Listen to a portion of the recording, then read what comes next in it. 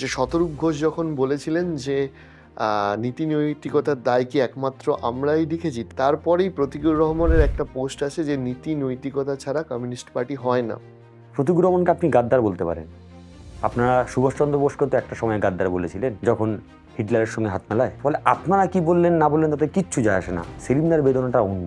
রাজনীতির ময়দানে একজন দল ছাড়ছেন যার বিরুদ্ধে কেউ বলতে পারছে না নারদার টাকা ঘুষ নিয়েছে। সিপিএম থেকে ছাড়ার পর why not BJP, why not Congress, why Trinamool, এটা কি তার রাজ্যে ক্ষমতায় আছে বলে?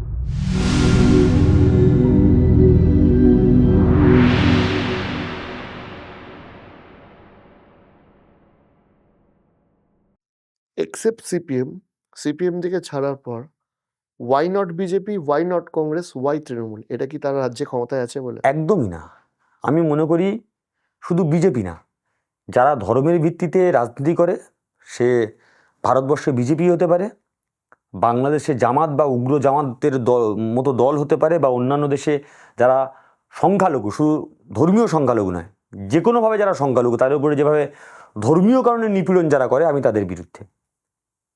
একদম স্টেট কাট, ক্লিয়ার কাট। আমি বিজেপির বিরুদ্ধে। বিজেপি আমার প্রধান শত্রু, মূল এবং এক নম্বর শত্রু হচ্ছে বিজেপি। ফ্যাসিস্ট শক্তি, সিপিএমের ভাষায় বলতে গেলে ফ্যাসিস্ট বিজেপি। এই বিজেপি যতদিন থাকবে আস্তে আস্তে দম বন্ধ হয়ে যাবে, কথা বলতে পারবেন না। দেখতে পাচ্ছেন আপনার বাঙালি পরিযায়ী শ্রমিককে শুধুমাত্র বাংলা ভাষায় কথা বলে বলে, আর নামের পাশে যদি রহমান থাকে আর মুসলমান থাকে বা শেখ থাকে, পিটি পিটি হত্যা করা হচ্ছে। কতটা নৃশংস, কতটা বিনাশ করতে পারে।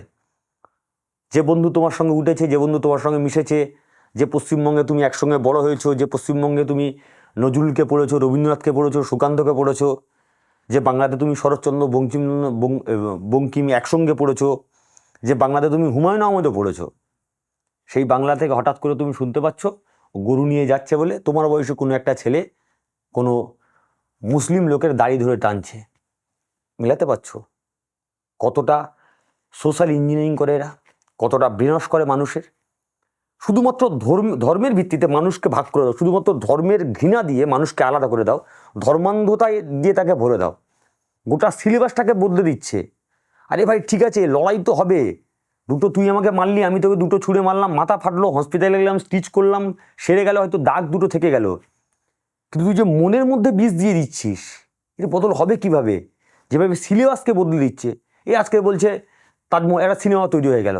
তাজমহল ছিল না তেজামহল ছিল, সিনেমা বের হয়ে গেল। প্রশ্ন এটা না আপনি আজকে সিনেমা দেখে হাসছেন, কারণ আপনি পড়েছেন সম্রাট শাহজাহান তাজমহল তৈরি করেছিল, আমি পড়েছি সম্রাট শাহজাহান তাজমহল তৈরি করেছিল। অরিজিৎ দা তুমিও জানো গাছ আমাদের অক্সিজেন দেয়, আমিও জানি গাছ আমাদের অক্সিজেন দেয়। বিজেপির নেতা বলছে না গরু আমাদের অক্সিজেন দেয়। তুমি জানো যে ব্লাড প্রেশার বেড়ে গেলে ওষুধ খেতে হয়। সাধ্বী মহারাজ তিনি বলছেন অ্যান্টি ক্লকওয়াইজে গরুর গায়ে হাত বললে ব্লাড সার্কুলেশন ঠিক হয়ে যায়। কোভিডের সময় গোমূত্র পান করলে সেরে যায়। পয়েন্ট এখানে শুনে আপাত দৃষ্টিতে হাসি পেতে পারে, বাট ধরে নাও আজ থেকে 30 বছর পর, 40 বছর পর তোমার বয়সও বাড়বে, আমার বয়সও বাড়বে, আমার বাড়ির ছোট্ট মেয়েটা একটু বড় হবে, তার বাড়িতে একটা ছোট্ট ছেলে মেয়ে আসবে। সারাদিন যখন কাজ করে যখন তুমি বাড়িতে ঢুকবে, দেখবে তোমার বাড়ির বাচ্চারা জোরে জোরে পড়ছে গাছ আমাদের অক্সিজেন দেয়, গোমূত্র পান করলে ক্যান্সার সেরে যাবে। ওটা সম্রাট শাহজাহান তাজমহল তৈরি করি, ওটা আসলে তেজামহল। আপনি বললেন কী বলছিস? বলে বইয়ে লেখা আছে, কালকে পরীক্ষা পড়বো। আপনি বলেন দেখি, আপনি দেখবেন বইয়ে লেখা আছে। আপনি বলেন বইটা বন্ধ কর, বইয়ে ভুল লেখা আছে। আপনার সন্তান আবার গিয়ে জোরে জোরে পড়বে। এবার আপনি চিৎকার করবেন এই বইটা বন্ধ কর, বই ভুল লেখা আছে। আপনি চোখ রাঙিয়ে আপনার সন্তানের আঙুল তুলে বলবেন বইটা বন্ধ করো, বইয়ে ভুল লেখা আছে। সেদিন তোমার সন্তান যদি তোমার চোখের দিকে আঙুল তুলে বলে, যেদিন দেশের সরকার সিলেবাসটা বদলে দিচ্ছে সেদিন তুমি সরকারের দিকে আঙুল তোলোনি কেন? উত্তর দিতে পারবে তো? ফলে লড়াইটা শুধুমাত্র সরকারে থাকবো কি সরকারে থাকবো না তার লড়াই না, গোটা সমাজের আগামী প্রজন্মকে যেভাবে বদলে দেওয়ার চেষ্টা করা হচ্ছে তার লড়াই। সেই লড়াইয়ে কি আছে? বরঞ্চ এই লড়াই কয়েক ক্ষেত্রে, কিছু ক্ষেত্রে মনে হয়েছে যে সিপিআইএম এই লড়াইটা ছেড়ে দিচ্ছে এবং বিজেপির সুবিধা করবার জন্য যা যা করবার সেগুলো করছে।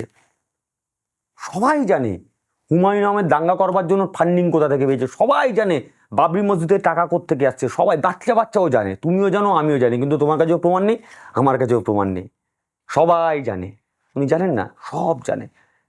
কিন্তু আর তুমি একদিকে দাঁড়িয়ে হিন্দু ভোটকে কনসুলেট করে দিচ্ছ বিজেপির দিকে, যা যা ভাই আমার সঙ্গে আসিস না। যখন বাংলা মাঠেও যাত্রা হয় প্রতীক রহমানের কাছে ফোন আসে মালদা, মুর্শিদাবাদ, নদিয়া, মুসলিম এলাকাগুলো, পলাশিপাড়া পর্যন্ত প্রতীক রহমানকে ভাষণ দিতে হবে। ওই বাংলা ভাষা যাত্রা যখন পলাশিপাড়া টুপকে যখন নবদ্বীপে ঢোকে, তখন আর প্রতীক রহমানের দরকার পড়ে না। অদ্ভুত, বুঝতে অসুবিধা হয় ধর্ম নিয়ে তাস খেলছে কারা, ধর্মকে সামনে রেখে, ইনডাইরেক্টলি ধর্মকে সামনে রেখে কারা ভোটে জিততে চাইছে। তুমি তোমার ভোটে জেতার জন্য নীতি নৈতিকতার বিসর্জন দিতে পারো, প্রতীক রহমান করলে বেঈমান, গাদ্দার। ধরে নেওয়া হয় যে শতরূপ ঘোষ যখন বলেছিলেন যে নীতি নৈতিকতার দায় কি একমাত্র আমরাই লিখেছি, তারপরেই আমরা ঠেকা নিয়ে রেখেছি, তারপরেই প্রতীকুর রহমানের একটা পোস্ট আছে যে নীতি নৈতিকতা ছাড়া কমিউনিস্ট পার্টি হয় না। সেখানে যে প্রতীকুর রহমান এক সপ্তাহ আগে বলেছিল যে নীতি নৈতিকতা ছাড়া কমিউনিস্ট পার্টি হয় না, আজকেই পডকাস্টে বসে তৃণমূলে জয়েন করার 24 ঘন্টা হয়নি সে বলছে শুধু আমার দায়িত্ব। একদমই নীতি নৈতিকতা ছাড়া, আবারও বলছি, নীতি নৈতিকতা ছাড়া কমিউনিস্ট পার্টি হয় না। তোমাদের ক্ষেত্রেও যেমন হয় না, প্রতীকুর রহমানের ক্ষেত্রেও তেমন হয় না। তুমি স্বীকার করো তুমি কমিউনিস্ট নও, আমি স্বীকার করতে রাজি আছি, কালকে স্বীকার করুক, আমার কোনো সমস্যা নেই, আমি ওপেন মাইন্ডেড ছেলে। আজকের ডেটে তুমি তৃণমূলের অভিষেক বন্দ্যোপাধ্যায়ের সাথে তুমি যে বললে সিপিএম ছাড়ার পর তোমার বেশ কয়েকবার কথা হয়েছে, তো অভিষেক বন্দ্যোপাধ্যায়ের সাথে তোমার ব্যক্তিগত এক্সপিরিয়েন্স এই 2-3 দিনে কেমন? খুব ভালো, আমি এটা স্বপ্নেও ভাবিনি, বিশ্বাস করো। যার একটা লোকের বিরুদ্ধে, যে নির্বাচনের মাঠে, রাজনীতির মাঠে আমার বিরুদ্ধে, আমার বিপক্ষে দাঁড়িয়ে যে শত্রু শিবিরে আমার মনের মধ্যে তো ছিল, আমি ব্যক্তিগত আক্রমণ তো করেছি বহুবার, তোমরাও জানো, ক্লিপিং দেখা বহুবার আক্রমণ করেছি।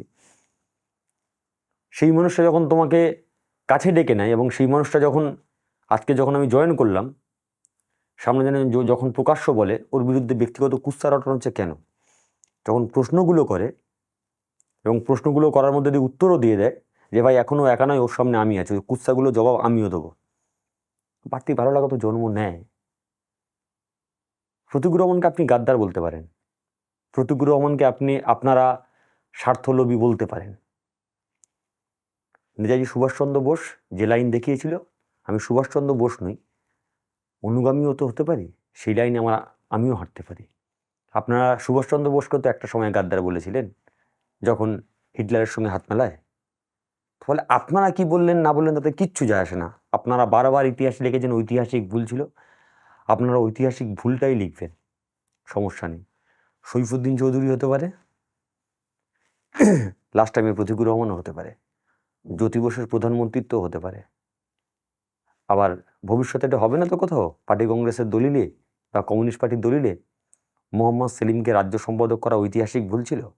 প্রশ্ন আছে, প্রশ্ন থাকবে, সময় বলবে।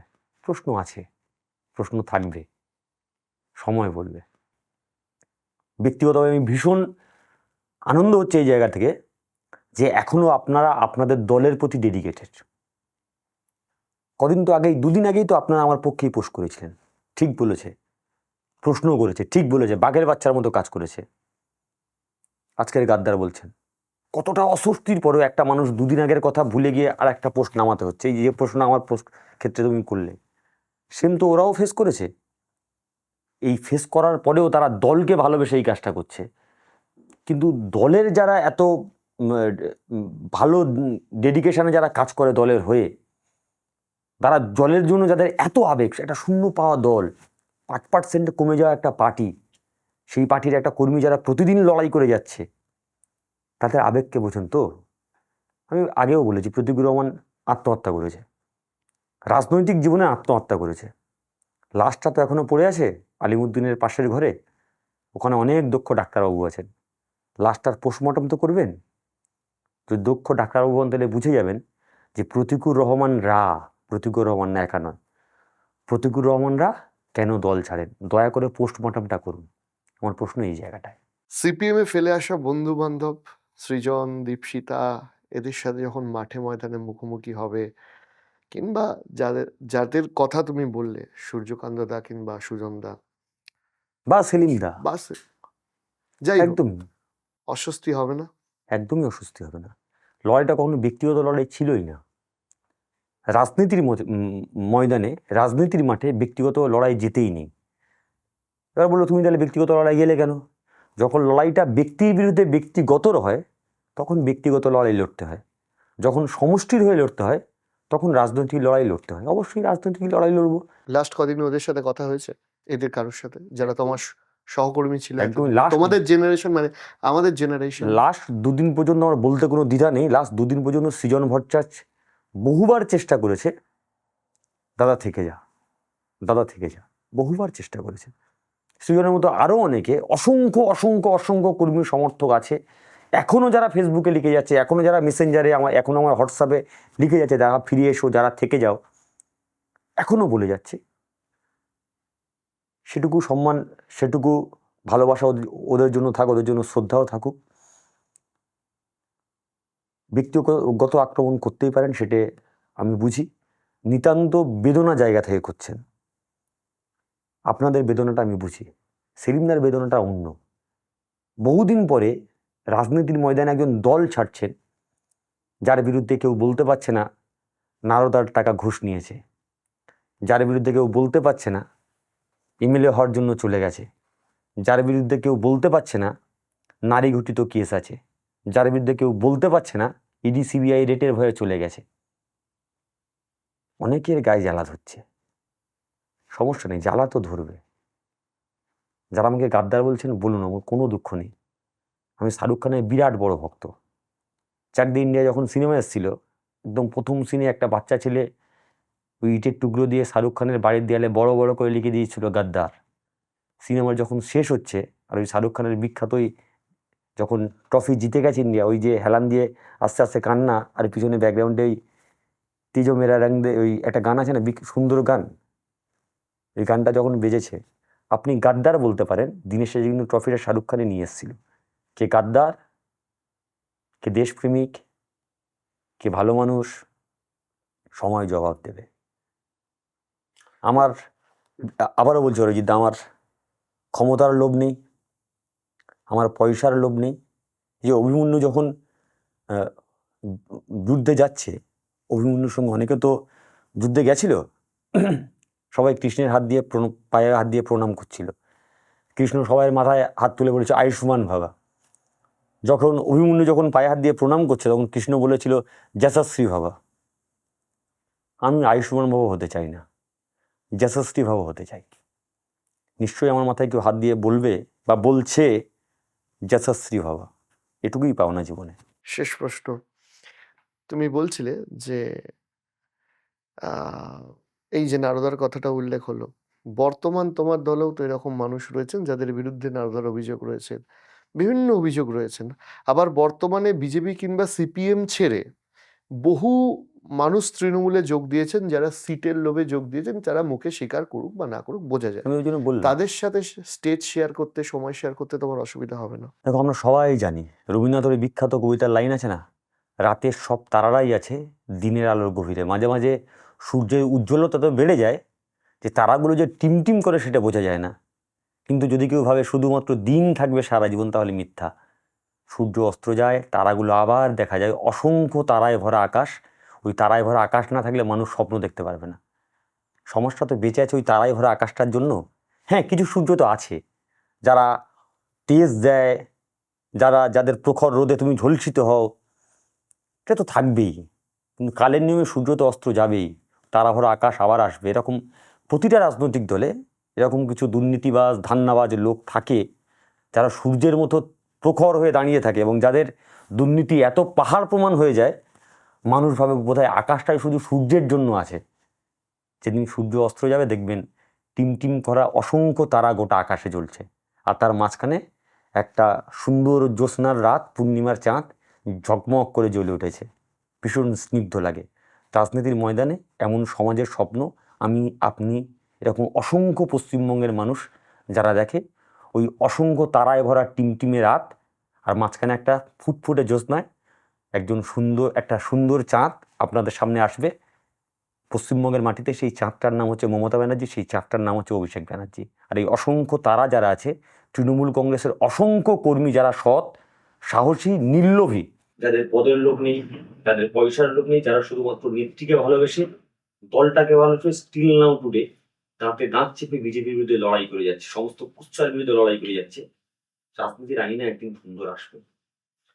মমতা বন্দ্যোপাধ্যায়ের সাথে কি কথা হয়েছে? সমস্ত নদীর তো ইচ্ছা থাকে সাগরে মিশতে, সবাই কি সহজে মিশতে পারে? অনেক চড়াই, অনেক গোত্রাই, অনেক বাঁক পেরিয়ে তবে তো সাগরে মিলিত হতে হয়। আমার একটু বাড়তি পাওনা, মোহনার কাছে আমি চলে এসেছি, যার হাত ধরে এসেছি, ডাইরেক্ট আমাকে মোহনা পর্যন্ত নিয়ে এসছে। সাগরে মেশার অপেক্ষা, নিশ্চিতভাবে নেত্রীর সঙ্গে কথা হবে, এখনো কথা হয়নি।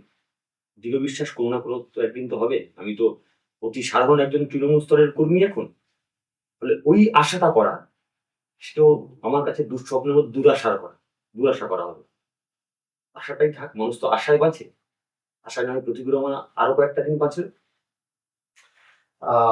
তোমাকে অনেক অনেক শুভেচ্ছা নতুন রাজনৈতিক জীবনের জন্য। আমি জানি এর মধ্যে অনেক সমালোচনা আসবে, আবার অনেক শুভেচ্ছাও আসবে। সব মিলিয়ে তোমার রাজনৈতিক জীবন এগিয়ে যাক। আর আমাদের পডকাস্টে তোমার সাথে কিন্তু আবার দেখা হবে। একদমই। তবে রবীন্দ্রনাথের গানটা আছে না, অন্ধকারের উৎসতে উৎসারিত আলো, সকল দ্বন্দ্ব বিরোধ মাঝে জাগৃত হয় আলো। সেই আলো যেন আমাদের সমাজে সবার জন্য আসুক। অবশ্যই দেখা হবে, নিশ্চয়ই দেখা হবে। আর একটা ধন্যবাদ, 2:37 2:30 অব্দি আটকে থাকার জন্য। তুমি বলেছিলে যে রাত 2 হলেও যাব, আমি তোমাকে 2:30 অব্দি আটকে রাখলাম। আজকের আমি যখন কথা বলছি অভিষেক ব্যানার্জির সঙ্গে, ঘটনা বলেই রাখি, আমাকে অনেকেই বলেছে ওই লোকটার কমিটমেন্ট আছে, যদি প্রতিশ্রুতি দেয়, যদি কমিটমেন্ট করে, কমিটমেন্ট রাখে। আমি এটুকু শিখেছি, কমিটমেন্ট দিয়ে কমিটমেন্ট রাখতে হয়, তো সেই কমিটমেন্টটাই রাখার চেষ্টা করছি। থ্যাংক ইউ 2:30 অব্দি কমিটমেন্ট রাখার জন্য। আর পরে নিশ্চয়ই তোমার সাথে দেখা হবে। শুভেচ্ছা রইল নতুন যে বোর্ড আসছে, নতুন দল, সেখানে কাজ করার জন্য। Thank you. আজকের জন্য অনেক